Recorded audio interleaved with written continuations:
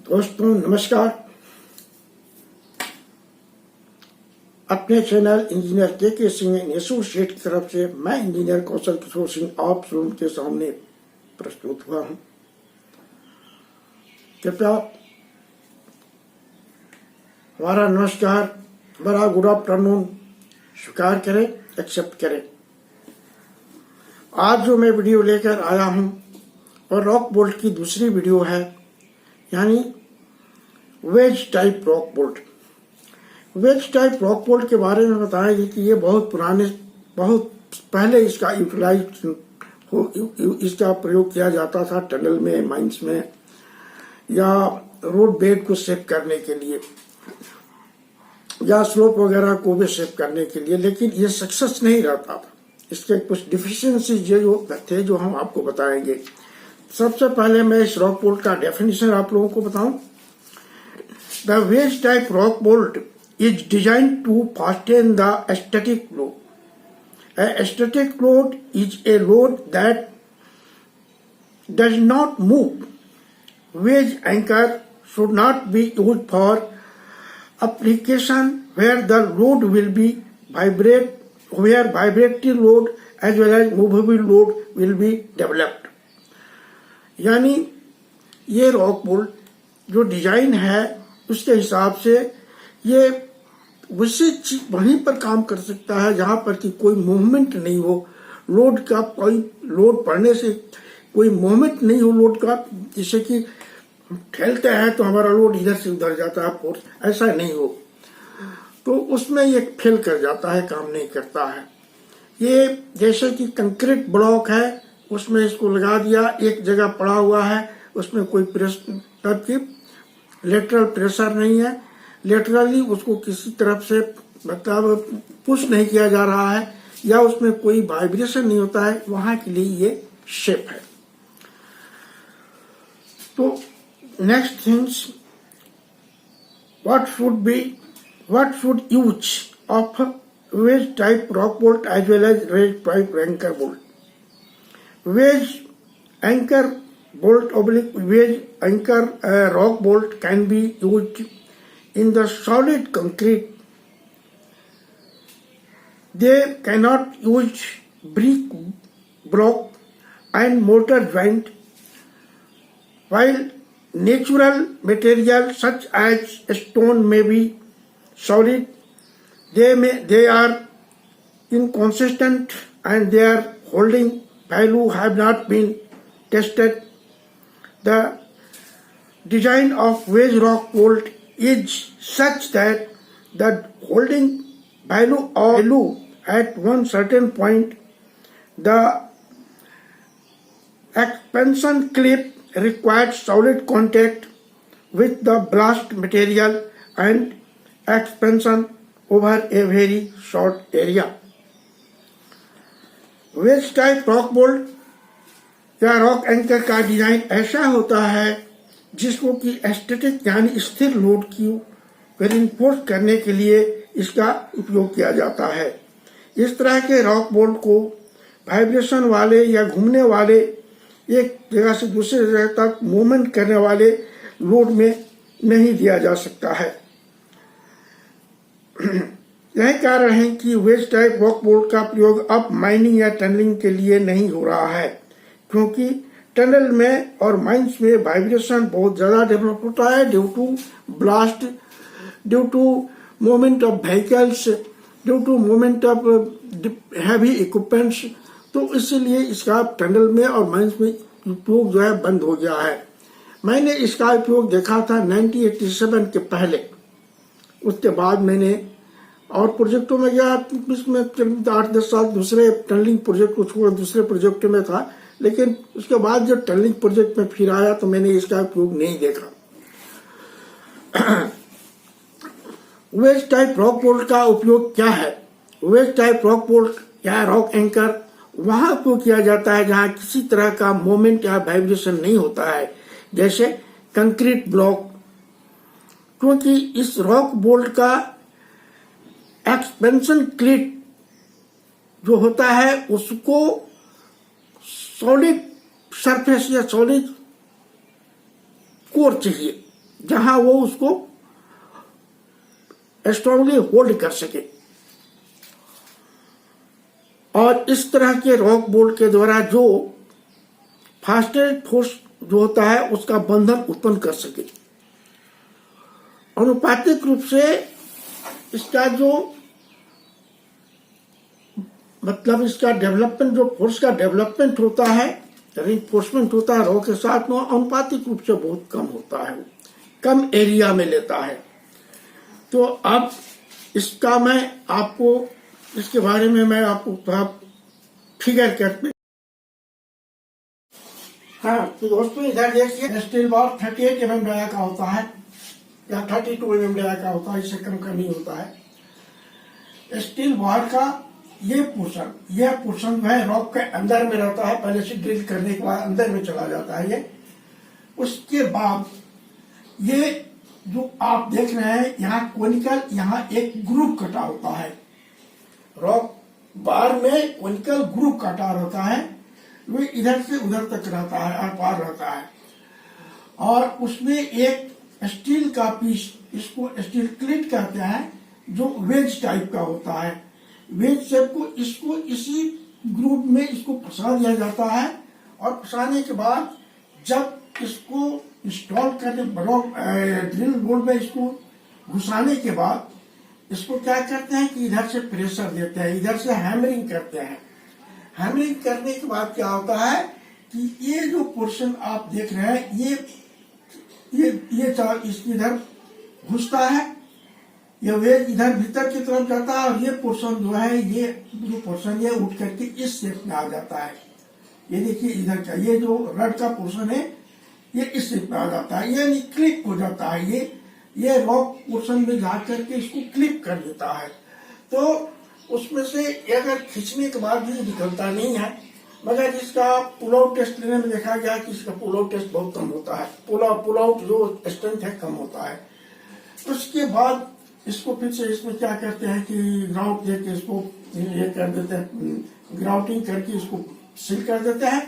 और फिर ये पोर्शन यहाँ पर एक नट है, बोल्ट नट है, स्टील नट है,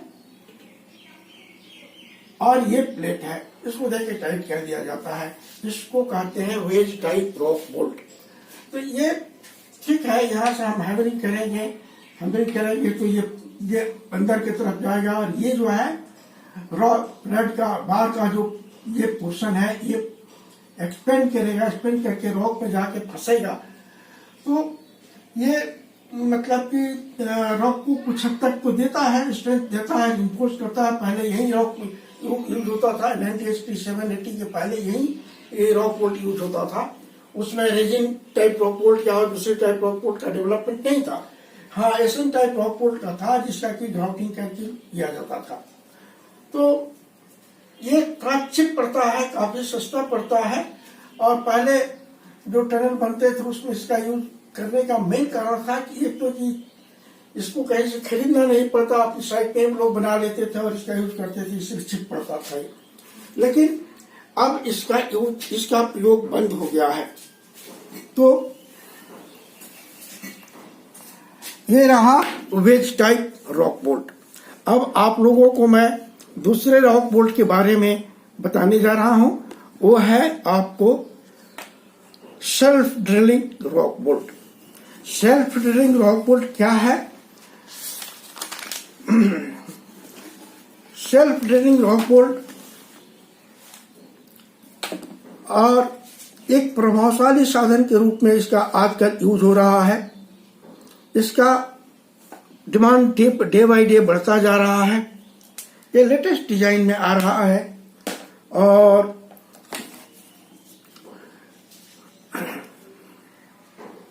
इसका प्रयोग टनल में ज्यादातर हो रहा है, माइंस में कम होता है। इसका उपयोग टनल के एक्सकावेटेड सरफेस को रिइंफोर्स करने और सुदृढ़ीकरण यानी स्ट्रेंथ प्रोवाइड करने के लिए किया जाता है, या स्लोप को रिटेन करने के लिए भी इसका प्रयोग किया जाता है सेल्फ ड्रिलिंग रॉक बोल्ट का।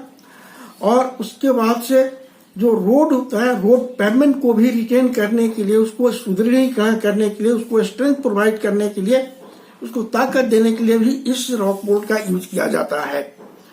इसमें इसका फॉर्मूला है कि ये एक 38 mm डाया का बार होता है और उस बार के सेंटर में एक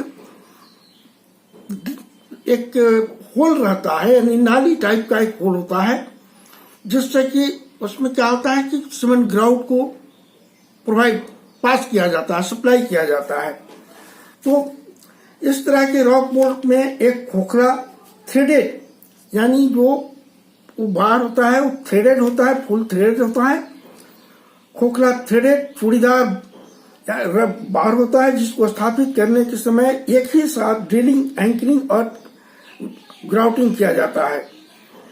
बार के बीच में जो खोखली नली होती है, उससे हवा और पानी को कंप्रेस्ड एयर के द्वारा अंदर सप्लाई किया जाता है, जिससे कि ड्रिलिंग के दौरान निकलने वाले लूज मिट्टी और मलबे को हटाने में मदद मिलता है।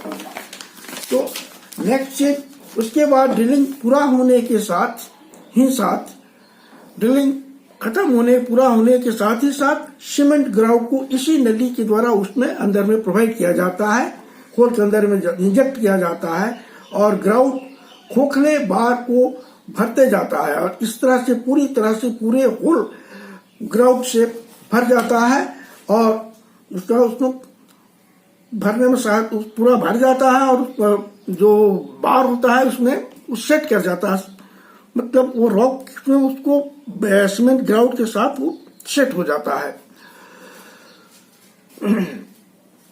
बोल्ट की लंबाई को बढ़ाने के लिए इसमें बीच में कपलिंग का भी यूज करते हैं और सबसे इम्पोर्टेंट बात है, इस तरह के रॉक बोल्ट का जो अंतिम छोर होता है, जो रॉक में जाता है, वहां पर एक ड्रिल बिट लगा रहता है, जो ड्रिल करते हुए और रॉक बोल्ट को घुमाते हुए अंदर चला जाता है। क्योंकि रॉक बोल्ट में क्या होता है, उसमें चूड़ी बना रहता है, थ्रेड बना रहता है, तो उस तरह से वो अंदर चला जाता है।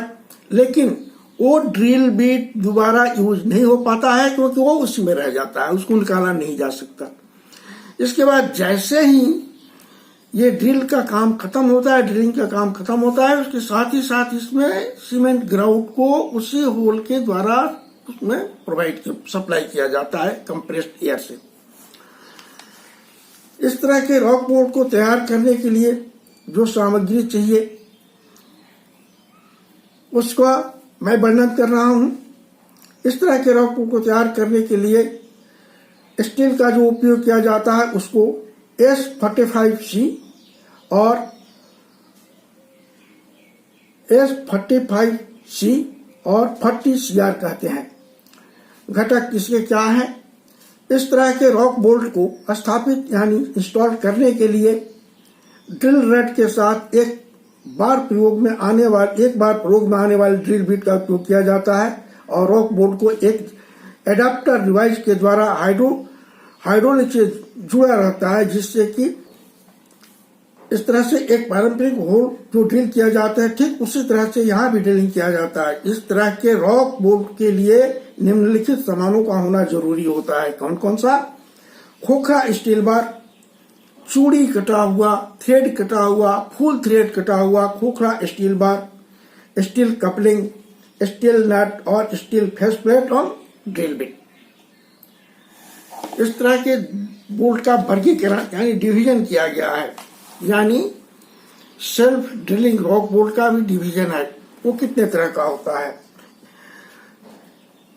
ये दो तरह का होता है।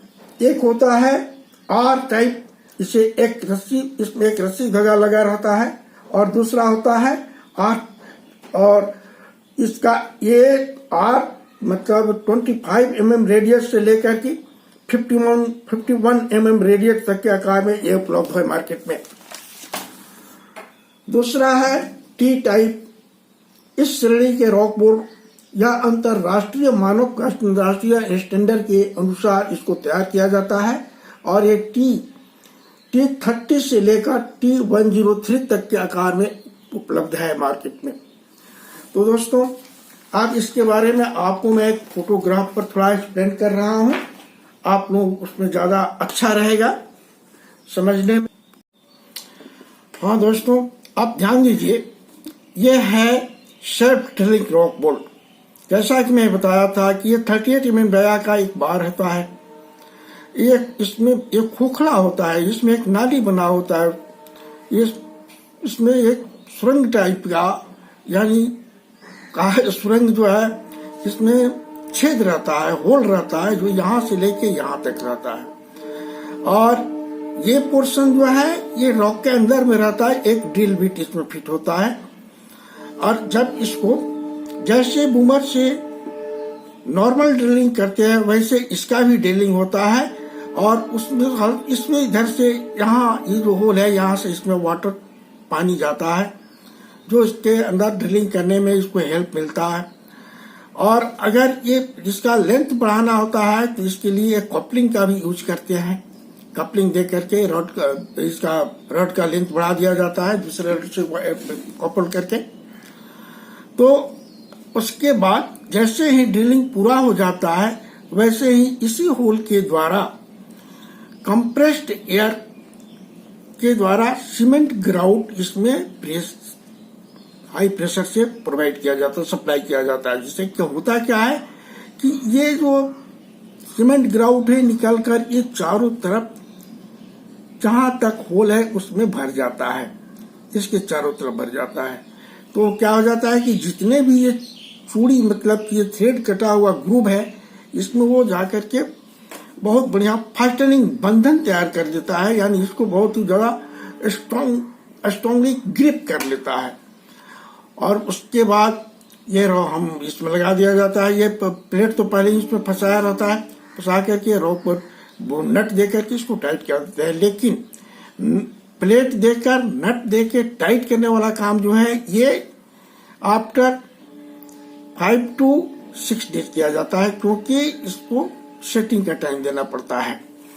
तो ये है आपको सेल्फ ड्रिलिंग रॉक बोल्ट का फिगर, और उम्मीद करता हूं आप लोग इसको अच्छी तरह समझ गए होंगे।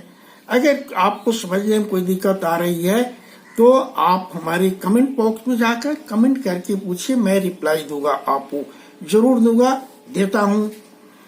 तो अब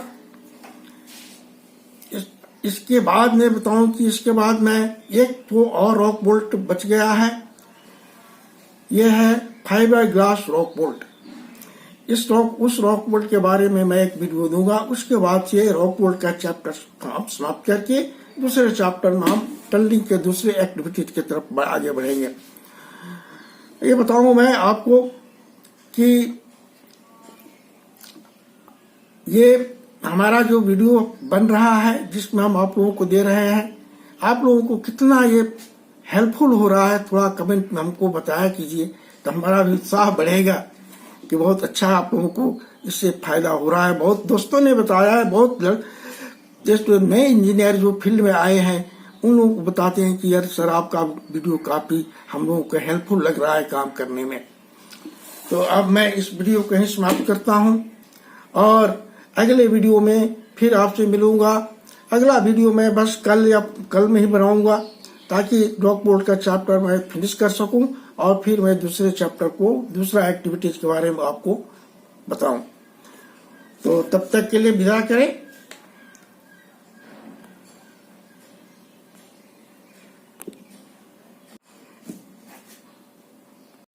तब तक के लिए आज हमें विदा दें। नमस्कार।